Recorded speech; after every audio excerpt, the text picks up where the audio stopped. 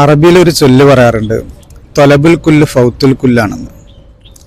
എല്ലാ കാര്യത്തിൻ്റെയും പിറകെ ഓടിയാൽ ഒന്നും നേടാൻ പറ്റില്ല. You can do anything but you cannot do everything.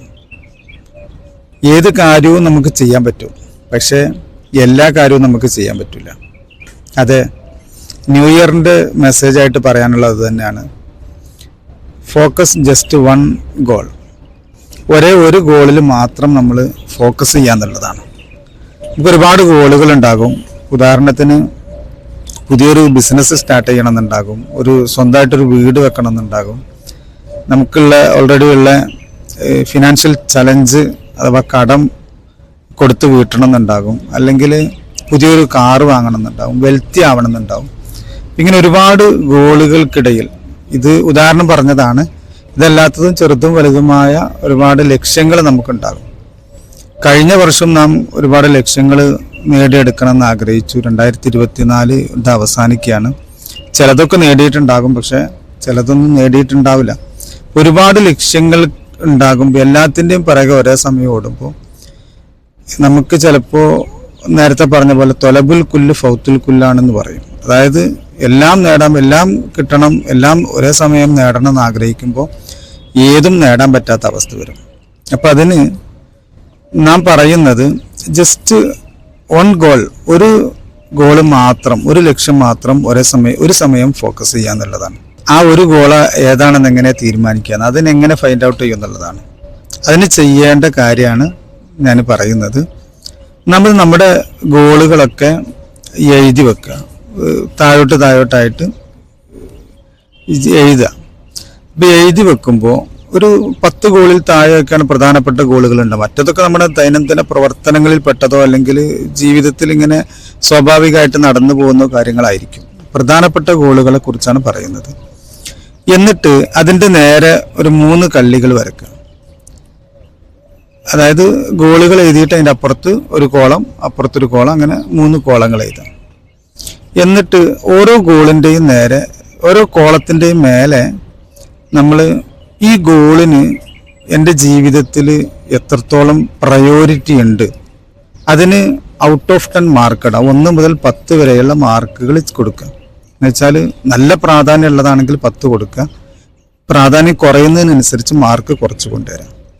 അതേപോലെ തന്നെ ഈ ഗോളിന് നമ്മുടെ ജീവിതത്തിൽ എത്രത്തോളം ഹാപ്പിനെസ്, ഈ ഗോൾ നേടിക്കഴിഞ്ഞാൽ എത്രത്തോളം സന്തോഷം തരും, അല്ലെങ്കിൽ നമ്മുടെ സ്ട്രെസ് എത്രത്തോളം കുറക്കും, നമുക്കൊരു സമാധാനം കിട്ടും, അതിനും അതേപോലെ മാർക്കിടാം. കൂടുതൽ സമാധാനം കിട്ടുന്നതാണെങ്കിൽ, അല്ലെങ്കിൽ കൂടുതൽ സന്തോഷം തരുന്നതാണെങ്കിൽ അതിന് 10 ഇടാം, അല്ലെങ്കിൽ 9, 8 താഴോട്ട് ഇങ്ങനെ കുറച്ച് കൊണ്ടുവരാം. അതേപോലെ ഇത് എത്ര സമയത്തിനുള്ളിൽ നാം നേടിയെടുക്കണം, ഇതിൻ്റെ വാലിഡിറ്റി അല്ലെങ്കിൽ അതിൻ്റെ ടൈം പീരീഡ് എത്രയാണ് എന്ന് നിശ്ചയിക്കുക. അത് അടുത്ത സമയത്തിൻ്റെ ഉള്ളിൽ തന്നെ നേടൽ അത്യാവശ്യമുള്ളതാണോ, അല്ലെങ്കിൽ ഒരു 2 വർഷം കഴിഞ്ഞിട്ടാണോ, 3 വർഷം കഴിഞ്ഞിട്ടാണോ എന്നൊക്കെ രീതിയിലുള്ള, അതിന് എത്രത്തോളം സമയത്തിനകത്താണ് ചെയ്യേണ്ടത്, അത് സമയം ഒരു കോളത്തിൽ, 3ാമത്തെ കോളത്തിൽ കൊടുക്കുക. ഇപ്പോൾ ഉദാഹരണത്തിന് ഒരു 3 ഗോളുകൾ എടുക്കുക. സ്വന്തമായിട്ടൊരു വീട് വെക്കുക എന്നുള്ളതൊരു ഗോളായിരിക്കാം. ഓൾറെഡി ഉള്ള ഒരാൾക്കൊരു 10 ലക്ഷം ഡെറ്റ് ഉണ്ട്, കടമുണ്ട്, അത് വീട്ടണം എന്നുള്ളതൊരു ഗോൾ എടുക്കാം. മറ്റൊന്നൊരു കാർ വാങ്ങണം എന്നത് മറ്റൊരു ഗോളാക്കി എടുക്കാം. ഇങ്ങനെ 3 ഗോളുകളാണ് ഒരാൾക്കുള്ളതെങ്കിൽ ഇയാൾക്ക് ഏറ്റവും കൂടുതൽ സമാധാനം കിട്ടുന്നത്, ഹാപ്പിനെസ് കിട്ടുന്നത് കടം കൊടുത്തു വീട്ടുമ്പോഴായിരിക്കും. അപ്പോൾ കടം കൊടുത്തു വീട്ടുന്നതിന് 10 എന്ന് മാർക്കിടാം, അല്ലെങ്കിൽ 9 എന്ന് മാർക്കിടാം. അതേപോലെ അതിന് ജീവിതത്തിൽ എത്രത്തോളം പ്രയോറിറ്റി ഉണ്ട് എന്ന് കൊടുക്കുക. അതാണ് അടുത്ത ഫസ്റ്റ് കോളം. പ്രയോറിറ്റി എത്രത്തോളം ഉണ്ട് എന്നുള്ളത് കൊടുത്തു, അതിന് മാർക്കിടാം. എത്രത്തോളം സമാധാനം കിട്ടുക എന്നതിന് മാർക്കിടാം. പിന്നെ അതിനൊരു സമയം, കാലാവധി, എത്ര സമയത്തിനുള്ളിലാണ് കൊടുത്തു വീട്ടേണ്ടത്. അപ്പം അതിന് 3നും നമ്മൾ മാർക്കിട്ട് കഴിഞ്ഞാൽ, 3 കോളം ഫില്ല് ചെയ്ത് കഴിഞ്ഞാൽ നമുക്ക് വീട് വെക്കുന്നതിനേക്കാളും അല്ലെങ്കിൽ സ്വന്തമായിട്ടൊരു കാറ് വാങ്ങുന്നതിനേക്കാളും കൂടുതൽ പ്രയോറിറ്റി ഉള്ളത്, അല്ലെങ്കിൽ കൂടുതൽ ഏറ്റവും ആദ്യം ചെയ്യേണ്ടുന്നത്, കാരണം കടം കൊടുത്തു വീട്ടിയാലാണല്ലോ സമാധാനം ഉണ്ടാവുക. അപ്പോൾ ഇത് ഏറ്റവും പ്രയോറിറ്റി ഉള്ളത് അതാണ്. പിന്നെ അടുത്ത തവണ നമ്മുടെ ഗോളുകൾ ഇതേപോലെ മാർക്കിട്ട് ചെയ്യാം. ഇപ്പോൾ വീട് വെക്കുന്നതാണെങ്കിൽ ഇത് സാഹചര്യത്തിനനുസരിച്ച് മാറാട്ടോ.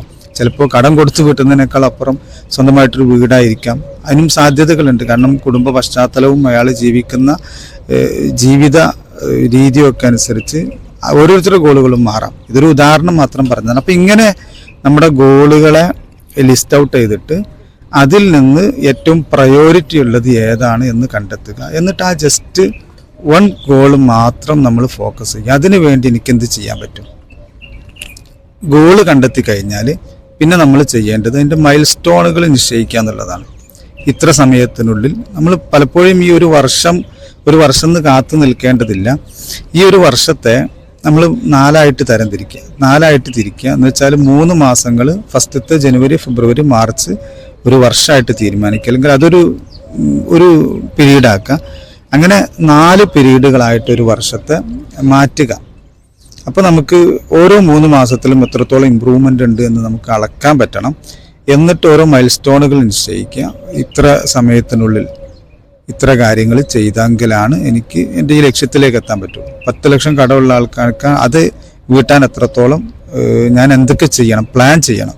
പ്ലാൻ ചെയ്താൽ മാത്രം പോരാ, ആ പ്ലാനിനനുസരിച്ച് പ്ലാനിനെ ഫോളോ ചെയ്തിട്ട് കാര്യങ്ങൾ നിർവഹിക്കാൻ പറ്റണം. പലപ്പോഴും നമ്മുടെ ഈ ഡിസ്ട്രാക്ഷനുകൾ കൂടുതലാണ് ഈ കാലഘട്ടത്തിൽ. നമ്മൾ ചിന്തിക്കാനുള്ള സമയം നമുക്കില്ല, സ്വന്തമായിട്ട് ഇരുന്ന് ചിന്തിക്കാനും പറ്റും. കാരണം നമ്മൾ ഒരു ഫ്രീ ടൈം കിട്ടുമ്പോഴേക്ക് നമ്മൾ ഫോൺ എടുക്കുകയാണ്. അപ്പം അത്തരം ഒരു അവസ്ഥയിൽ നിന്നൊക്കെ ഡിസ്ട്രാക്ഷനുകൾ പരമാവധി ഒഴിവാക്കുക. ഈ പ്ലാൻ ചെയ്ത് കഴിഞ്ഞിട്ട് ആ പ്ലാനെ ഫോളോ ചെയ്തിട്ട് നമ്മുടെ ലക്ഷ്യങ്ങൾ നേടിയെടുക്കാനുള്ള ശ്രമങ്ങൾ ഉണ്ടാക്കുക. ലക്ഷ്യങ്ങളുടെ പ്ലാനുകൾ ഉണ്ടാക്കുമ്പോൾ നമ്മൾ ആ പ്ലാനിൽ പറഞ്ഞ കാര്യങ്ങൾ നിർവഹിക്കണം എന്നുണ്ടെങ്കിൽ നമ്മൾ ഡെയിലി റുട്ടീനിൽ അതിനാവശ്യമായ കാര്യങ്ങൾ കൊണ്ടുവരണം. അത് കൊണ്ടുവന്നേ മതിയാവും. എങ്കിൽ മാത്രമേ നമുക്ക് ആ പ്ലാൻ അനുസരിച്ച് ജീവിക്കാൻ പറ്റൂ.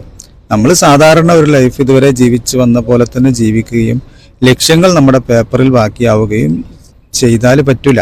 അപ്പം അതുകൊണ്ട് നമ്മുടെ ഡെയിലി റുട്ടീനിൽ എന്ത് ചെയ്യുക, ലക്ഷ്യങ്ങളിലേക്കുള്ള ഓരോ സ്റ്റെപ്പുകളും ഓരോ ആഴ്ചയിലേക്കുള്ള ആക്ടിവിറ്റികൾ നിർവഹിച്ച് ജേർണലിൽ എഴുതി വെക്കുക.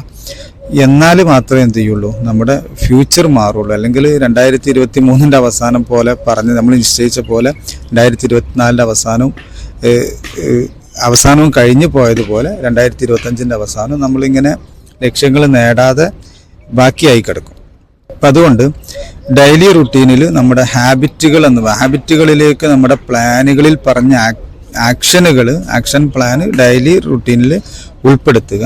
ഞാൻ എപ്പോഴും പറയുന്നതാണ് കലാമിൻ്റെ ഒരു കോട്ട്, അതായത് you cannot change your future, you can change your habit will be change your future. നമുക്ക് നമ്മുടെ ഫ്യൂച്ചർ ഭാവി നമുക്ക് പെട്ടെന്ന് മാറ്റാൻ പറ്റില്ല, തിരുത്തി എഴുതാൻ പറ്റില്ല. പക്ഷെ നമുക്ക് മാറ്റാൻ പറ്റുന്ന നമ്മുടെ ദൈനംദിന ശീലങ്ങളാണ്. ആ ദൈനംദിന ശീലങ്ങളാണ് നമ്മുടെ ഭാവിയെ മാറ്റിയെടുക്കുന്നത്. എല്ലാവർക്കും 2025 ഏറ്റവും നല്ല സമൃദ്ധിയുടെ ഒരു വർഷമായി മാറട്ടെ എന്ന് ആശംസിക്കുന്നു. Thank you.